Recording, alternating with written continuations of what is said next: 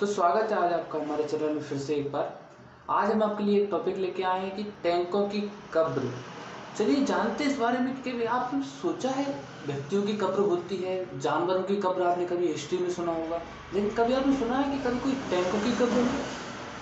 नहीं। तो चलिए आज जानते हैं इसके बारे में डिटेल में। तो चलिए शुरू करते हैं। आपने अपने कभी हिस्ट्री की बुक में एक लड़ाई के बारे में सुना होगा। वो लड़ाई है 1965 की भारत पाकिस्तान के युद्ध। देखिए ये जो आप फोटो देख सकते हैं, ये जो है 1962 के समय के भारत चीन युद्ध के बाद का फोटो है। भारत की अर्थव्यवस्था बहुत ही बुरी तरह से चौपट थी। सेना का मनोबल जो है पूरी तरह से टूट चुका था। प्रधानमंत्री श्री जवाहरलाल नेहरू की भी उस समय पे हार्ट अटैक से मृत्यु हो गई थी। वो भी उसका एक कारण भारत चीन युद्ध को माना जाता है। उस समय पे सेना का मनोबल जो है पूरी तरह से टूट गया था। और लाल बहादुर शास्त्री जी वहाँ उस समय पे प्रधानमंत्री थे। वो एकदम से बने थे, वो कोई चुनाव के अंतर्गत नहीं आए थे। लाल बहादुर शास्त्री जी प्रधानमंत्री बन के। अब उसी समय पे पाकिस्तान ने क्या किया, इसमें आपको करते हैं चेंज। पाकिस्तान ने जो आप गुजरात वाला आप एरिया देख सकते हैं, उस वाले एरिया में पाकिस्तान ने अपनी सेना को घुसा दिया और जो कच्छ का जो क्षेत्र था वहाँ पे कब्जा करने की पूरी उसने कोशिश की। लेकिन वहाँ से भारतीय सेना ने उसको बहुत ही ज़्यादा तरीके से एकदम कुचल के उसको जवाब दिया, उसको मुंह तोड़ जवाब को दिया उसको। तो वहाँ से उन दोनों को 2 से 3 दिनों के अंदर अंदर खदेड़ दिया। फिर उसके बाद पाकिस्तान आया यहाँ पे पंजाब में एक जगह है जिसका नाम है असल उत्ताड़। यदि आप कभी विकिपीडिया वगैरह में सर्च करेंगे तो आपको इसका नाम मिलेगा असल उत्तर, जिसका मतलब होता है ट्रुथ आंसर, लेकिन ये इसका सही प्रोनाउंसिएशन नहीं है। पंजाब में पंजाबी भाषा जो है उसमें इसका सही प्रोनाउंसिएशन है असल उत्ताड़, जो कि खेन कारण में इस जो जिले में जो जगह पे है जो स्थित है।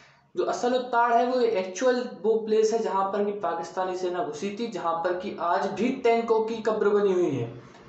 अब टैंकों की कब्र बनी कैसे?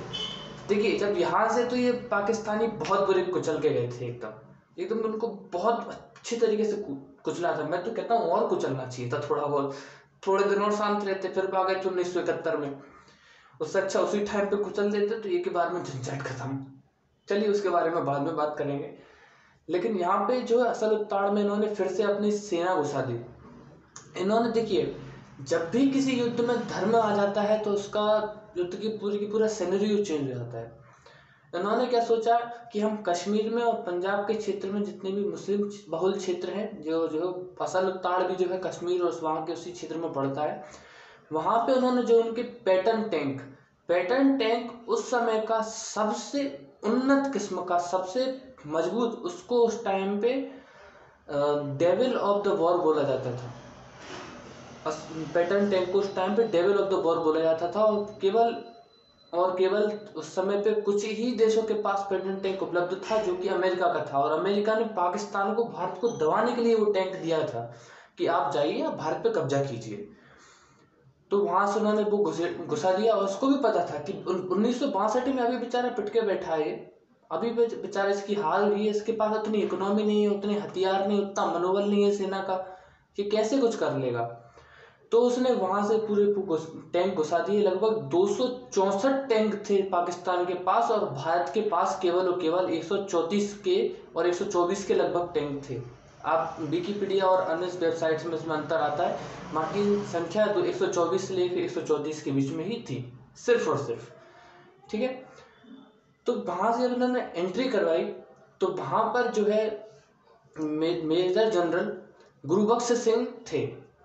गुरुबख्श सिंह ने तुरंत कहा कि आप जो है जो 4th माउंटेन डिवीजन की जो लीडरशिप कर रहे थे मेजर जनरल गुरुबख्श सिंह, उन्होंने तुरंत अपने डिवीजन को ऑर्डर दिया कि आप पहाड़ी से नीचे उतरिए। वहां पर जो एक हॉर्स शू शेप का, यानी कि जो घोड़े की नाल होती है, मैं आपको दिखा देता हूँ, इस शेप के जो गड्ढे होते हैं गन्ने के खेत में नॉर्मली वहां पर, तो उन्होंने कहा कि आप जो है पूरा का पूरा युद्ध का रुख इस जगह पे मोड़िए। तो जब आप, मैं आपको कभी यदि मौका मिला तो मैं आपको वो दिखा भी दूंगा। तो यदि आप देख सकते हैं जो खेत का शेप होता है, उन्होंने कहा कि आप पूरा का पूरा युद्ध का रुख उन खेतों की तरफ मोड़ दीजिए, जिससे क्या होगा वो आपको बताऊंगा भैया। उन्होंने पूरा का पूरा रुख यहाँ पे मोड़ दिया। और ये जो पूरी की पूरी जो निजात था, ये जो पूरा का पूरा इलाज था, ये था थॉमस साहब के दिमाग का। भाई इंडियन व्यक्तियों का जुगाड़ का कुछ नहीं हो सकता। ये लोगों का बस चले ना, ये तो गाड़ी, यदि एक गाड़ी का इंजन खराब होता है तो दूसरी को उसमें बांध के ले जाते हैं सर्विसिंग करवाने के लिए। इंडियन लोगों का दिमाग में जो पूरा का पूरा रुक ही उन खेतों की तरफ मोड़ दिया। अब क्या हुआ कि पाकिस्तानी तो वो उनका उतना ही दिमाग होता है, उनको क्या आता है, केवल लुंगी लपेट के और फालतू फकड़ियाँ ही मारने ही तो आता है उन लोगों को। चीन से, अब वो चीन का जो बॉयफ्रेंड है पाकिस्तान का वो उसको पैसे दे देता है, वो एक अमेरिका रहता है, वो उसको थोड़ा बहुत पैसे दे देता है। अब तो बाकी तो जो पाकिस्तान वाले का आप हालत देख सकते हैं इस वाले फोटो में। ये फोटो बहुत अच्छा लगा है, इसकी मीम्स बननी चाहिए। यदि आपका मौका मिले तो इसका फोटो उठा के मीम्स बनाइएगा, बढ़िया, बहुत बढ़िया लगेगा ये फोटो मीम्स में। तो ये हमारे इमरान खान साहब, इनका भी दिमाग नहीं चलता, और उस टाइम पे जो थे उनका भी उतना दिमाग चलता था। भूल जाते हैं कि यार बाप बाप होता है, ये लोग भूल जाते हैं उस बात को। तो चलिए बात करते हैं अपने टॉपिक पे। तो ये जो पूरा का पूरा मैप आप देख रहे हैं, उन्होंने वहां से जो पूरे के पूरे खेतों में उतार दिए टैंक। अब भारतीयों के खेतों की, भाई पंजाबी वालों की खेतों की भी बहुत दम होती है। उन्होंने खेतों में जब टैंक उतार दिए तो वो जो है एकदम वहाँ की कीचड़ में वो टैंक ही फंस गए, पूरे के पूरे टैंक वहाँ कब्र बन गई हुई थी टैंकों की। तब से लेकर अब तक 100 से ज्यादा टैंक वो कब्रों में ही फंसे हैं।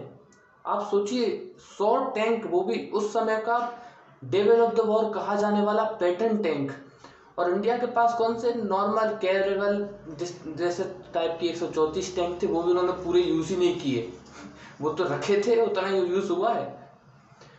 तो उन्होंने पूरा का पूरा वहां से उतार दिए और वहां 100 टैंक फंस गए थे। उसके बावजूद भी जो अब्दुल हबीब थे, वो एक यहाँ पर उनको सेना के सर्वोच्च सम्मान से सम्मानित किया गया था मृत्यु उपरांत।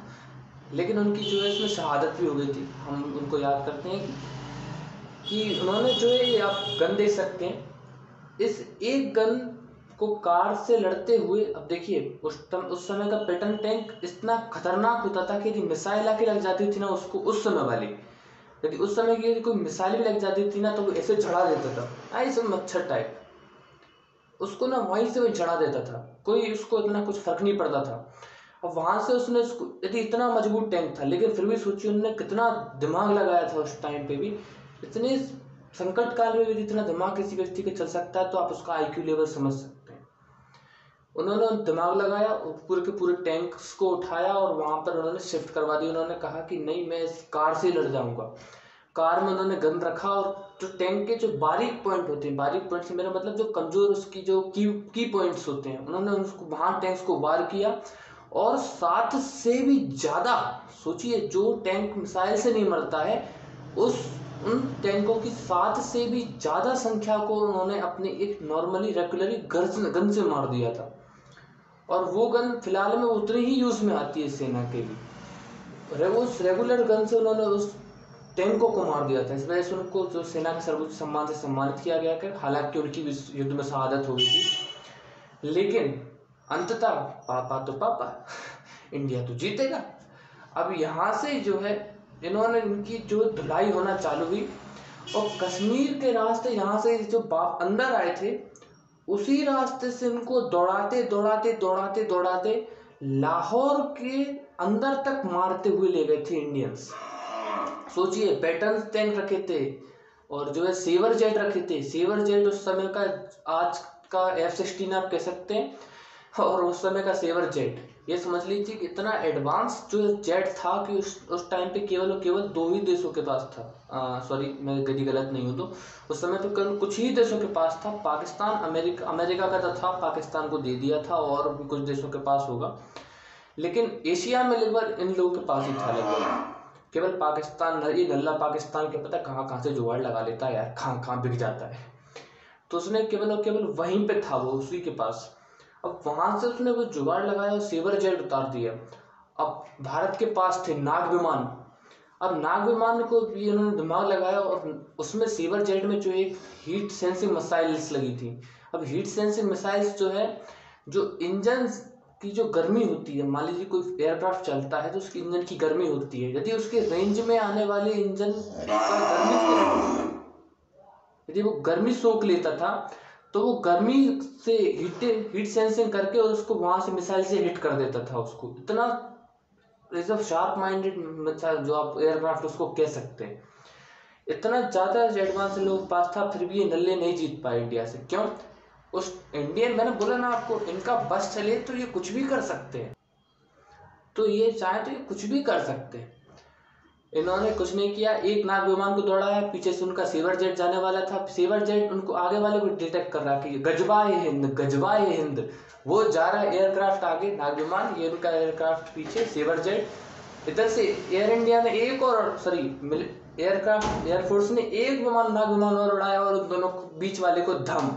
अब वहां पर जो है अमेरिका में उस समय पे एक स्पेशल कमेटी बिठाई गई थी इस चीज की जांच करने के लिए। एक बात बताओ भाई, ये इंडिया वालों ने नाग विमान से हमारे सेवर जेट को कैसे मार दिया? अब उनको कौन बताए भाई कि ये इंडिया है, यहाँ के लोग कुछ भी कर सकते हैं, उनको उतना दिमाग थोड़ी होता है। तो वो तो बात हो गई अलग, लेकिन यहाँ पर जितने भी टैंक फंसे थे आज भी उनकी जस की तस कब्र है। आपको यदि मन हो तो आप, जैसे कि आप इस फोटो को देख सकते हैं, जस की तस इनकी जो है असल उत्ताड़ में, यदि आपका कभी जाना हो पंजाब में तो जरूर जाइएगा। ये असल उत्ताड़ एक्चुअल वो जगह है जहाँ पर कि वो युद्ध हुआ था। और अब बात करते हैं इसकी, ये है अब्दुल हबीब साहब, हमने आपको बताया इनकी शहादत हो गई थी। बहुत ही वीरता से लड़ते हुए ये लोग, ये जो शहादत को हुए थे। और इस पूरी की पूरी युद्ध में भारतीय केवल और केवल 10 टैंक ही वहां पर जब्त हुए थे, या फिर कहें टूट गए थे, या फिर कुछ भी हुआ, केवल और केवल 10। हमारे लिए वो संख्या भी मायने रखती है, लेकिन हमारे केवल और केवल 10 और उनके 150 टैंक। सोच सकते हैं आप, 15 गुना ज्यादा उनका नुकसान हुआ था हमसे। और जबकि उस समय का सबसे मजबूत टैंक, एयरक्राफ्ट, मिसाइल, सब कुछ रख लिया आपने। और आज तो आके देखो, फिर उस टाइम पे सब इतना कुछ रखे थे तब कुछ नहीं कर पाया, और आज कहेंगे गजवाए हिंद। गजब की चीज है यार दुनिया। तो चलिए, आज हमने बात की, आज हमने आपको बताया कि टैंकों की कब्र के बारे में, कहाँ पर स्थित है, कैसे क्या इनका पूरा मामला है।